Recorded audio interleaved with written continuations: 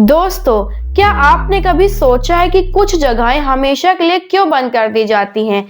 क्यों बड़े-बड़े मंत्री और बड़े-बड़े साइंटिस्ट भी कुछ दरवाजों को खोलने की हिम्मत नहीं करते? Hey guys, welcome back to my channel. तो कैसे हैं आप सब? उम्मीद करती हूँ कि आप सभी अच्छे होंगे। सो गाइस, आज की कहानी किसी कल्पना पर नहीं बल्कि उन खौफनाक किस्सों पर आधारित है आज भी बुंदेलखंड के उन वीरान इलाकों में सुनाए जाते हैं जहां सूरज ढलने के बाद परिंदे भी पर नहीं मारते, क्योंकि वहां राज है उसका जिसे दुनिया रक्त पिशाचिनी के नाम से जानती है। तो दोस्तों, कुर्सी की पेटी बांध लीजिए और हेडफोन्स लगा लीजिए, क्योंकि आज की रात लंबी होने वाली है। तो चलो भाई, कहानी शुरू करते हैं।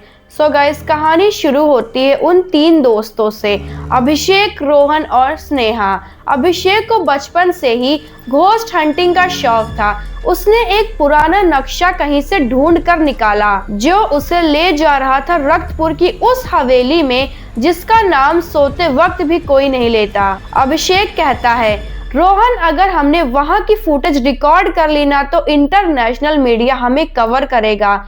रोहन हंसते हुए कहता है, भाई तू इन पुरानी दादी माँ की कहानियों में कब से बिलीव करने लगा? पिशाचनी? सच में?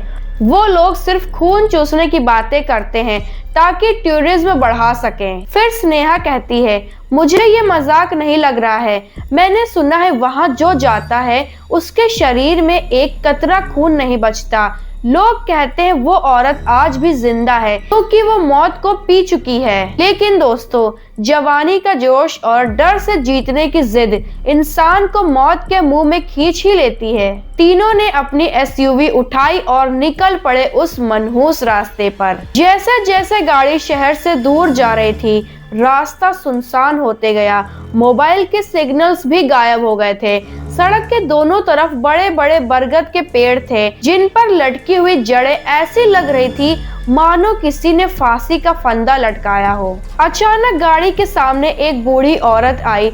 रोहन ने जोर से ब्रेक मारा। वो औरत बिल्कुल स्थिर खड़ी थी। उसने एक फटी पुरानी लाल साड़ी पहनी थी। उसका चेहरा झुर्रियों से भरा था, लेकिन उसकी आंखें, उनमें एक अजीब सी चमक थी। फिर बूढ़ी औरत बोलती है, वापस चले जाओ बेटा, वो प्यासी है। 100 साल की प्यास आज रात तुम्हारे रास्ते से गुजरेगी, लौट जाओ। अभिषेक ने उसे इग्नोर किया और गाड़ी आगे बढ़ा दी। लेकिन स्नेहा ने रियर व्यू मिरर में देखा, वो औरत वहां नहीं थी। वो पलक झपकते ही गायब हो गई थी। दोस्तों, अब कहानी सुनने से पहले अब सुनिए इस हवेली का वो सच जो किताबों में नहीं, लोगों के डर में जिंदा है। ये बात रहेगी तकरीबन 1.5 साल पहले की। रानी दमयंती की खूबसूरती का नशा जब उसके सर चढ़ गया तो उसने मौत को मात देने का फैसला किया। उसने रक्त विद्या शुरू की। रक्त विद्या मतलब ब्लैक मैजिक। वो मासूमों का खून बहाने लगी। अब जब राजा महेंद्र सिंह को जब पता चला कि उनकी रानी एक इंसान नहीं बल्कि एक रक्त पिशाचिनी बन चुकी है, तो उनका दिल टूट गया। उन्होंने रानी को रोकने की कोशिश की, लेकिन दमयंती पर शैतान सवार था। उसने राजा पर ही हमला कर दिया। राजा ने अपनी पुरखों की श्रापित तलवार उठाई। वो तलवार कोई आम तलवार नहीं थी, उस पर पवित्र मंत्र लिखे थे। एक खौफनाक लड़ाई हुई। महल की दीवारों पर रानी का काला खून बिखरा पड़ा था। आखिर में राजा ने वही तलवार रानी के सीने के आर पार कर दी।